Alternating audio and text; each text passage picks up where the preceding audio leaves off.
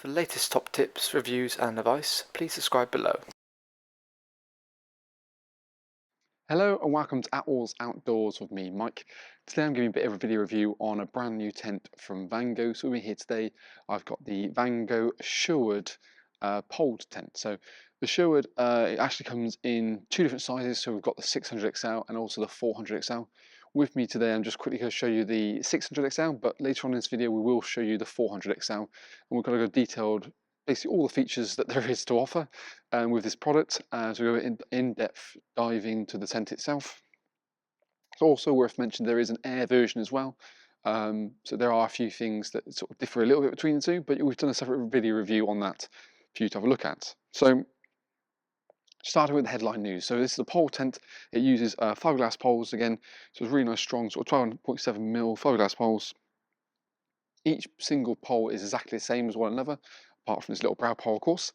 So it's very easy to identify what pole goes where.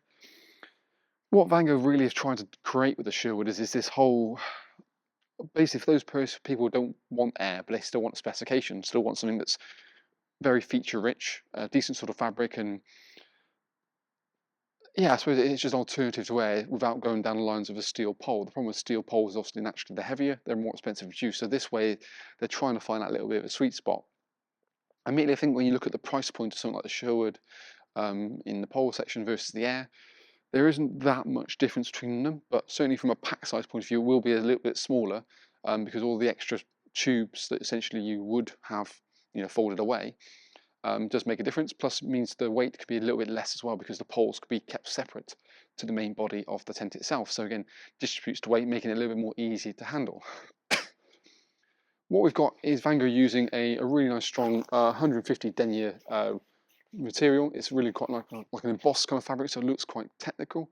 It's 110 grams per square meter, so it's a little bit more. And it's what they tried to do is almost sit it somewhere between kind of their Anatara air range and their kind of like Savannah kind of style. So it's that they always like to do good, better, best, and this would be kind of the better, but not necessarily the best. I've generally really loved the fabric of certainly the colour of the fabric. It's kind of woody, kind of green, and I think with Sherwood name, it kind of just thinks of me a Sherwood forest in terms of that. But again, the features we've got in the tent are actually quite impressive, which is quite nice. So we've got things like wearing storm straps located on the front, gives it extra attention to the roof itself. Having that 150D fabric, it does make it a little bit thicker, and we're also looking at about a 5000mm high static head. In terms of the way they dye the fabric, we are looking, it does feature kind of Vango's Colour Lock Eco technology. So this is the point where they dye the yarn before it's woven into the material. Gives you better colour retention and means that after a period of time, it shouldn't fade as quickly or as much. So again, it's a really nice design. The front door as well is quite flexible. So essentially it's a free zone tent. So you've got sleeping at the back, your main kind of living area, and also a nice big enclosed front porch area. The built-on front awning, for example, the doors can obviously zip up vertically. You can do either left to right or right to left. Personally, the way we've got it set up here would be my sort of preferred choice, just because it creates a natural corridor front to back. Now, like I said, it's available in two sizes. So they do a 500, a 600XL, and a 400XL.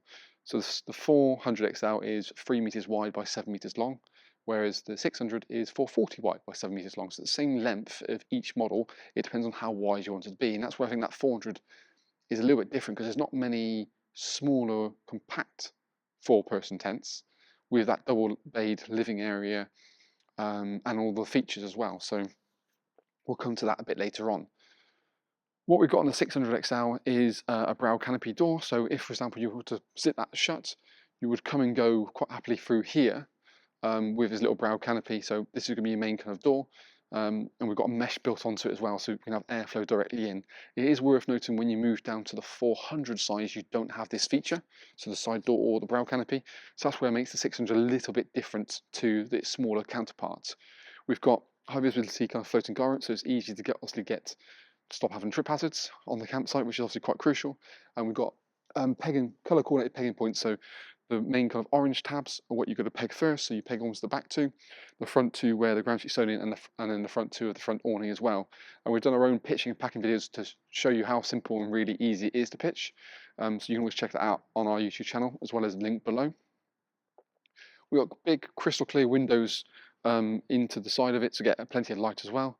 But more importantly, you have zip-up curtains. So again, it's a feature spec, a bit nicer. Sky windows as well, to also allow it lights coming through in, even when you want that element of privacy. We've got a side door built on here as well, and even the side door itself has a full mesh part to it as well. And more importantly, it zips along up and down, but more importantly along the side. So it is a complete proper seal door that zips all around, which obviously is quite important. Does mean there's a little bit of lip in and out, but you would go for the front door if you wanted that sort of trip-free access for push chairs and wheelchairs and that's the likes of that really. The poles have a pre-angle part to it as well to kind of increase the internal headroom height inside. And when we do go inside in just a moment, you do see how that extra kind of boxiness does give you a lot more space internally. We've got low-level ventilation beneath the window as well, and you have the option actually to open and close that from the inside rather than the outside as well. So it means if it's raining, you can quickly zip it up quite simply. As we kind of come around the front of it, we've got beautiful big PVC windows throughout the whole tent itself, but wherever there's a window, there'll be a curtain. So even the front awning section, you can actually, the front windows zip vertically up, whereas the side one just toggles up because there's less of a slope. The front canopy as such here could also be utilised as a little bit of a sun canopy. So there are eyelets in the corners. What you could do is kind of pull that out with some additional 2 king poles, and it gives you a little bit more of an extra shelter. I say when you look at the sizing, it's a little bit shorter than something like the Anatara, just being at 7 meters width, it's about 1 meter shy. And part of that comes from the living area, but also the canopy in the bedroom area. So you lose a little bit in each individual section, but then again, it's a different kind of one's pole, one's air. The thing if you were to bring that door front out, you would have to probably not have the storm strap out to kind of allow that to happen. But you would only probably do that on a day where it's not windy anyway, so it would kind of make the storm straps a little bit redundant in that sense. As long as you were guiding it in some way, that would work. That would generally quite work. In fact, let's bring the camera around actually and get a bit more of an inkling into the side of the tent. I think just like the way it sits, like the way it looks, as we kind of come into the main part of the tent itself. We've got kind of this front awning section, so there's a decent sort of depth to the front awning itself. You know, you probably put like a cooking unit in here, and sort of utilise that as cooking space. And if you wanted to have it like an open canopy, by rolling that door fully up to top, it would kind of bring the outside directly in. You get a ground sheet included with this front section as well, so that comes in standard as well. So you can utilise that as you wanted to. If you zip it down and utilise the side door, perfectly fine. If you're ever going to use the front door, for me, I'd always fold the ground sheet in half, just because you have then created like a wet dry area here, and obviously a lovely kind of sheltered area here. Just as any rain coming in, it's better it soaks into the grass and collects on the ground sheet itself. As we head into the main kind of living section, what we see is actually there's a fixed panel on the side and in the door. The door itself will drop down and drop up and toggles up, so it doesn't physically zips, but certainly drops down. And then the door itself also has the same kind of mesh part built into it. This means this is going to be your kind of bug-free barrier to the main living area.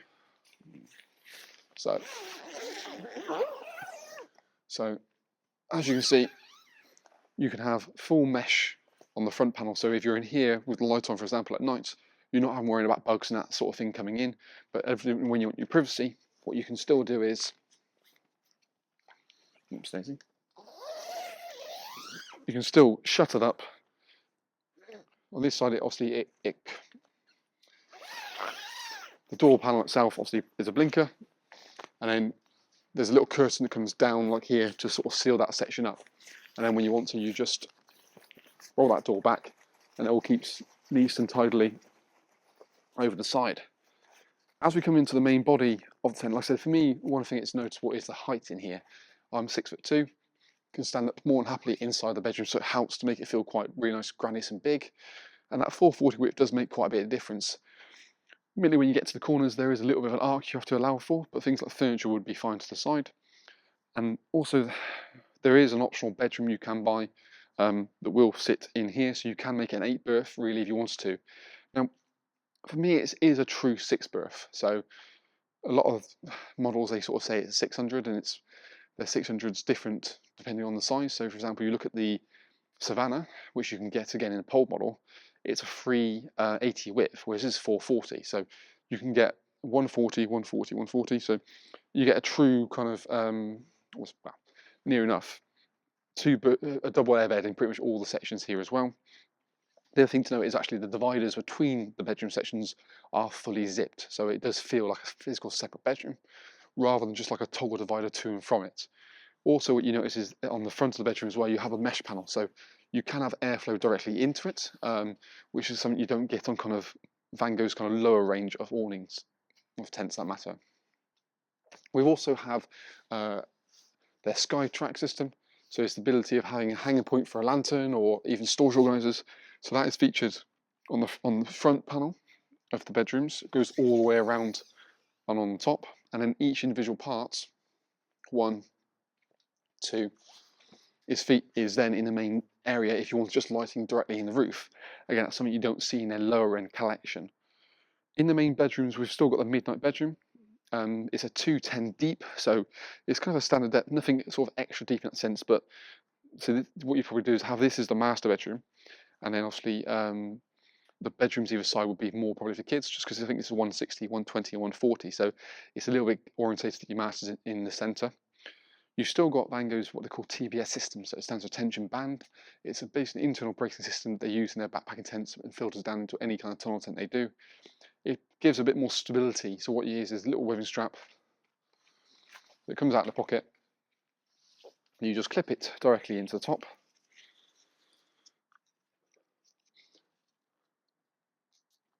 You don't want it too tight, just a little bit like so. So what happens if you've got wind coming from one direction, that braces and keeps it all in shape. So like I said, something you kind of see in their more high-end backpacking tents, but something they filter down into their kind of tunnel tents in general.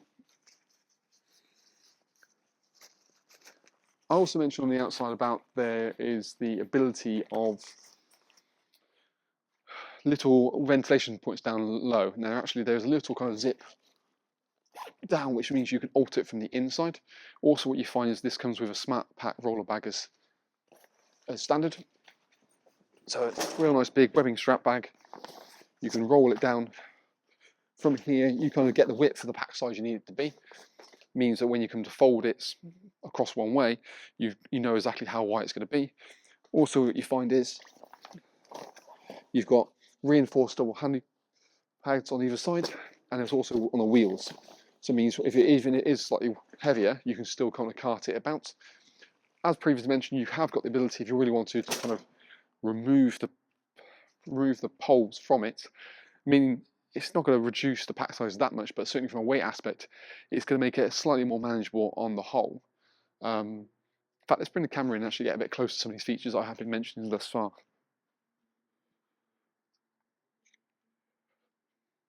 So we've talked about sort of the bedroom, the main width. So say the depth of the sort of front canopy section works really quite nicely. Obviously we've got the crystal clear windows. I've got the curtains up on that one side, so you can't really see it. Actually, again, the pattern size on that I think really looks quite sharp. I am a fan of the green. I mean, it's our corporate colours, but even so, it works really quite nicely. And then we've got that sort of rain-safe canopy door on the 600 size, and we've still got the mesh with the ability to completely enclose it, same as we have on the front. Down low, we've got the option of actually increasing the ventilation from the inside of things, so you can pick and choose how you go with that. Keeps it all nice and tidy and works really quite smartly. Side door, again with mesh on it, so in theory our mesh doors and panels, we've got one on the side, 2 on the front and the main body, and then also 1 in the front side door as well, so there's quite a few bits to go. You've also got, like I said, Vango's Skytrack system, so there's this little beading things, there's little clips can clip onto here, and you have hanging points for a lantern, or you run cables directly down. So you have got cable entry points located where that light's coming from, and the front part there. There's one located there, and then also I believe down the bottom here, so kind of the bottom left bedroom, and you can see the curtains then physically zip up fully. We've got the obviously roof rack skylights coming into there as well, which obviously helps give a bit more light into the actual tent itself, and then the darker bedrooms with the full-on zip dividers. You can just about see actually here, they're that dark, it's a bit of a struggle to see. But I think, again, like I said, width-wise it works really nicely. Standard sort of depth, you've got that smaller bedroom with the 120 on the left, 140 on the right, and obviously that centralised master bedroom directly centre. Hanging point for a lantern, as well as obviously the extra points located there. And as we kind of come out of the actual tent itself, we've got webbing storm straps you can see directly at the back, and actually the main kind of point. So I think just how well it sits. Again, a pole tent, all poles being the same, so when you come to pitch it, you haven't got to worry about it too much. And what we'll do is actually we'll kind of come over to the 400 size. So this is obviously to give you a bit of comparison. So same in terms of features, in terms of everything that we spoke about so far, but it is a little bit kind of shorter in width. So like I say, we're looking at about 323 meters. You still have the front split door into it, and then the same thing in terms of the canopy depth. So you can sort of, that's quite boastful essentially. Curtains in the front awning section. We've still got that sort of fixed front door into the main living area, and of course then as we kind of come in, so we're then into two compartments for the sleeping. We've got the zipped up curtains, which we've also zipped up to the top here, just so you can sort of allow light to come directly in as you wanted to, just to give a bit more privacy. And then we've got that SkyTrack system running all the way throughout of it. But again, it's a standard sort of depth in terms of the sleeping parts. In fact, let's get ourselves a little bit more light in here.